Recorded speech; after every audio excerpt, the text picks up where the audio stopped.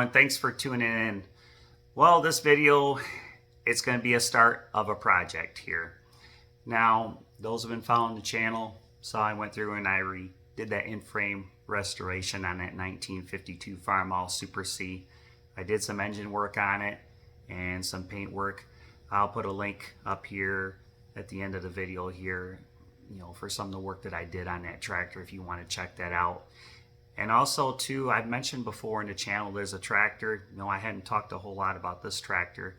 I also did a video a while back how to set the 3-point hitch up on it. And well, as a matter of fact, it's this guy right here. This is the Gray Ghost right here, my 1940 Ford 9N tractor. Now, me and this tractor go back quite a ways, and the derby guys out there have been following my channel. You've probably seen this tractor in my videos where I'm pulling some of the car bodies around with it. So this tractor has some sentimental purposes to me. So when I took this tractor out this year and pulled in September, we pulled 2 nights. We pulled Friday night and we pulled Saturday night. Now, Friday night we went out and pulled with it. We took first place in the 2,500 pound farm and field class with it. There was only 10 other tractors. The second night we went out and pulled with it, we took second place. And I think there was 10 or 11 tractors that night too we pulled against. So I'm not quite sure what happened, why I didn't get first with it, but we can always go back and get first with it again next year. So, but I said in the Farmall video, and I finished that, is the next tractor I do, I wanted to do some more videos on the process of going through and all the work that goes into these tractors to make them look nice and get them running good again. And as well, some of the things that we do to pull with, I'm still green in the tractor pulling area, and I'm learning more things as I go. And pulling this year and just talking to different people, I definitely learned a few more tricks to keep under my hat here. So something else I'll confess right now with this tractor too is the reason why this tractor runs so good is a lot of guys out there, are afraid to use these 9N tractors, because yes, they are considered high strung, in the transmission, being the 3-speed transmission. But with that being said, if you set them up right, you can get a lot of torque out of these tractors for pulling. But as well, the confession is, this is it's not an ordinary 9N engine that's in this tractor. About 15 years ago, I went through and I rebuilt this engine, from the ground up. At the time, it had a stuck valve in it and it didn't run very good when I got it. And I bought this tractor in 2000. I paid $2,100 for it. It came with a brush hog, a rake, back blade with all those attachments. So back then, that was a really good buy for this tractor. And I believe back at that time when I rebuilt the engine, I think I probably stuck another $1,000 in it easy just for the engine. But when I rebuilt the engine in this, I just didn't do, this irregular hillbilly re-ring job on it. I went through and I replaced the sleeves and the pistons in it. And as well, when I went through and I did the valve job on it. See, these engines and these tractors, they have the valves in the block, like the old flathead Ford engines, okay? So when the valves were out, I took and I opened up the valve area and radiused around the throats inside the runners in the block, just so it flows a little bit better. And as well, I got rid of what I call the mushroom style lifters in these salad, and I put the adjustable lifters in it. And I'll tell you what, that is really nice to have in these 9N engines here. So that's another reason why it runs pretty good. So, but going through, when I start tearing this down, we're mainly going to make the tractor look nice as far as the body, and I might go through and do a little jet work on the carburetor and do some exhaust work on this, okay? We'll go ahead and get started on this guy and tearing it down. Well, like anything else, first thing I'm going to do is I'm going to take the battery out of it, and I'm not going to need it right now.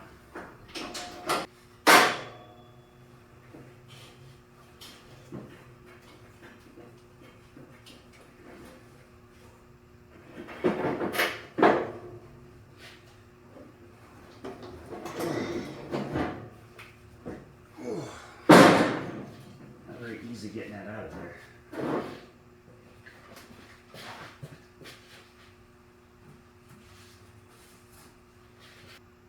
Start draining the antifreeze out of here. What are you doggone?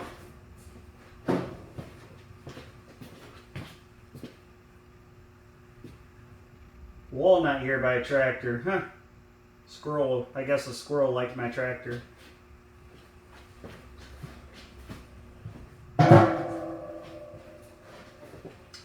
Start by draining the block out here, the antifreeze out, so I can get this whole hood assembly off of it. Now Ford has a drain spout right down here on the bottom of the radiator to drain the radiator out.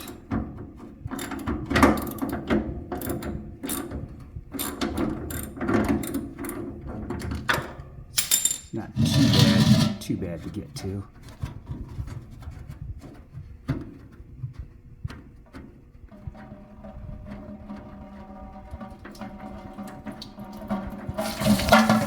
And down she comes. And of course I lost the drain plug in the bucket.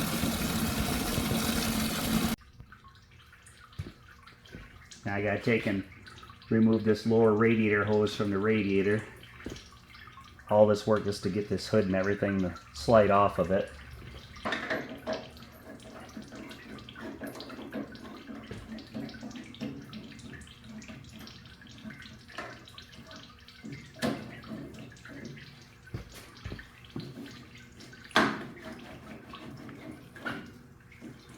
Now, next thing I got to do is I got to get this air box here off the side, get it dropped down, because that goes up between the hood there, so that doesn't make it real easy for taking hood off.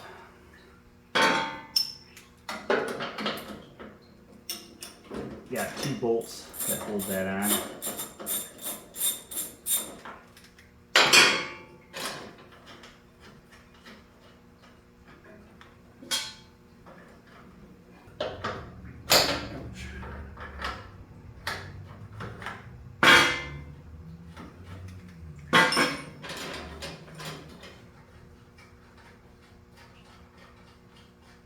Got to get this draft tube off the carburetor as well.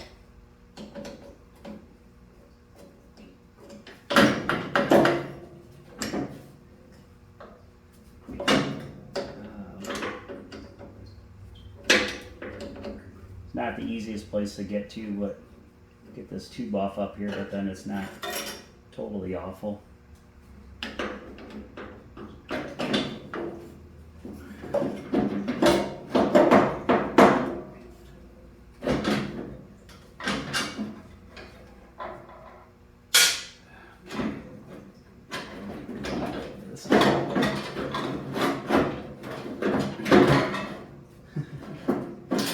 This is kind of a pain in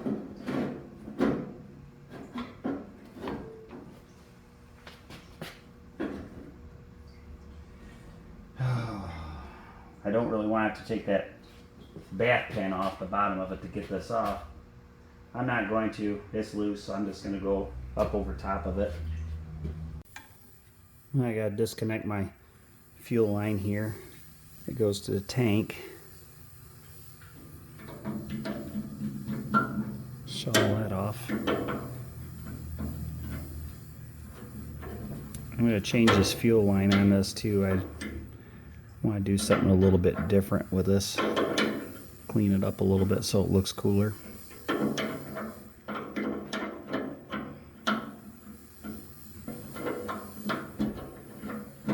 Here we go.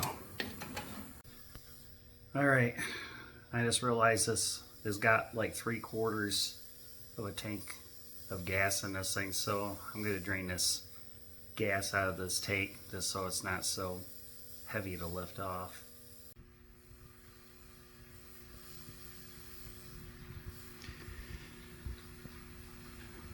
This might take a minute to do. Also got to pull this top radiator hose off. Gotta say, I'm not really impressed how they make these. I think this would be a little bit, they make this a little bit easier to get the hood off than what it is.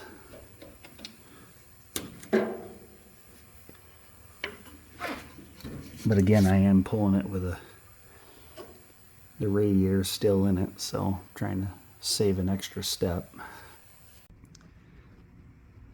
There, I got that top radiator hose loose from the head on there.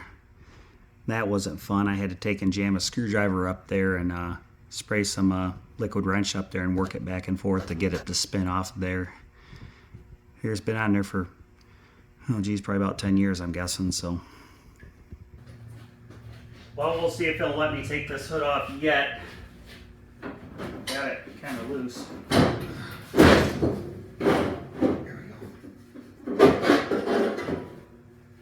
Cool, got that thing off there now. Good thing I get my Hulk Hogan on here and see if I can lift this thing up here.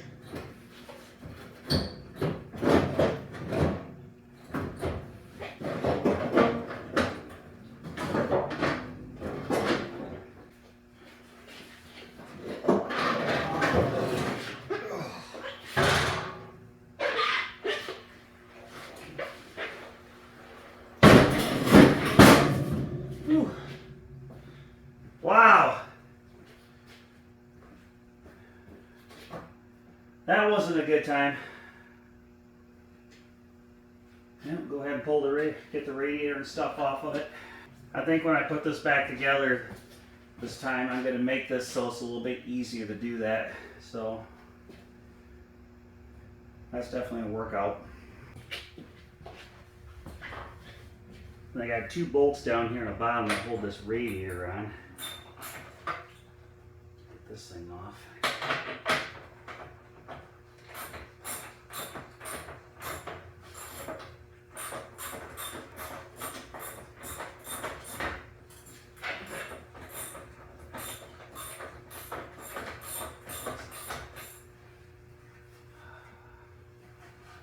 Well, how about that? Another walnut between the radiator and the engine. Chain square. Let shroud loose. Let shroud loose.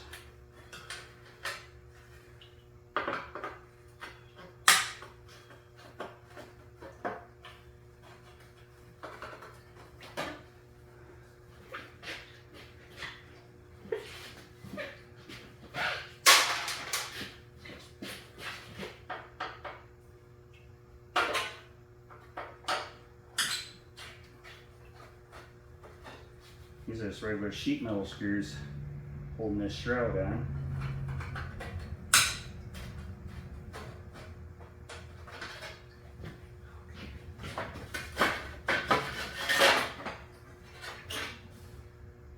See about brazing that on.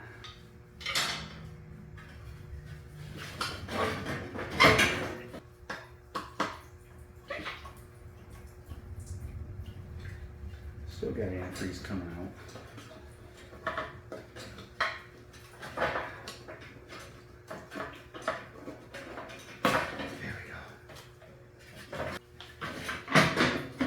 There we go. About time.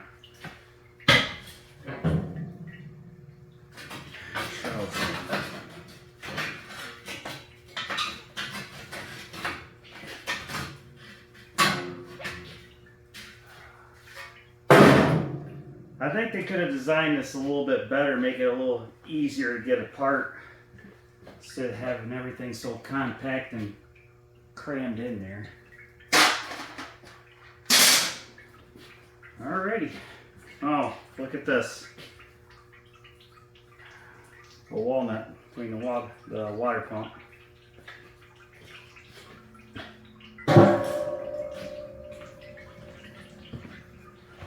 Maybe instead of a Gray Ghost, I'll call this tractor Walnut Wagon.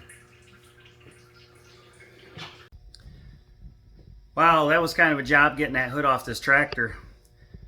I was going on to the next part here. Well, I'll show you where we left off for right now.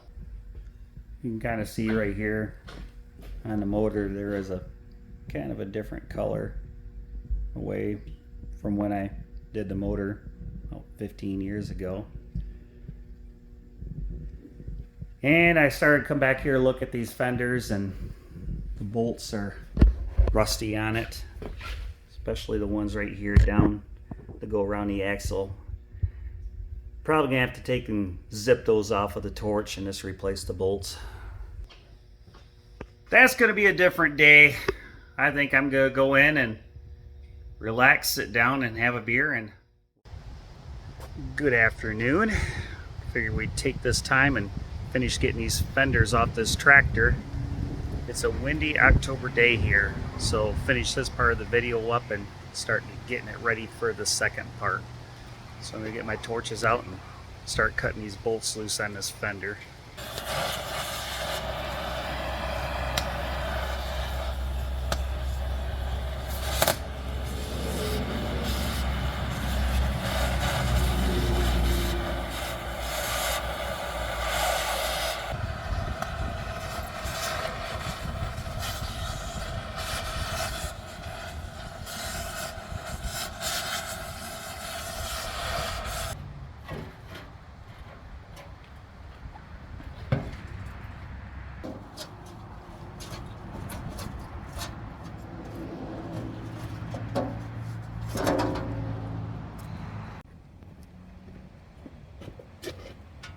Got those fenders off. Now I'm going to take this seat and this, I don't like this slow moving sign bracket that's on it. That's going to get changed.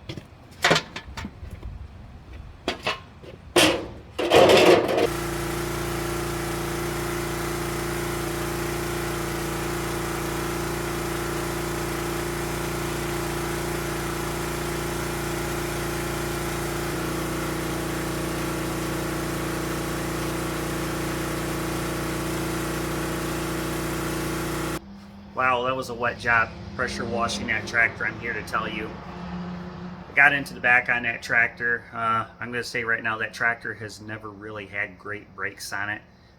I noticed a lot of grease buildup on the back side of the drums on it. So that tells me the axle seals are leaking on it, so that's something I'm going to have to replace on it, and more than likely put new brake shoes on it because it's probably took the linings out on those. Something else on that tractor too, the next video we get into, I'm thinking the approach is going to go on this before. This is the smart way to do it, is get all the mechanical stuff done on this thing before we get into the painting and the cosmetic work. The sheet metal on the tractor, it's not terrible, but it's still going to need some work getting some of that metal straightened out and getting it so it looks nice again. So thanks for stopping by and checking out this first journey I'm going on this tractor here, trying to restore this tractor and bring it back to life and make this so it's even more competitive for tractor pulling. So till next time, I'll see you in my next video. Take care.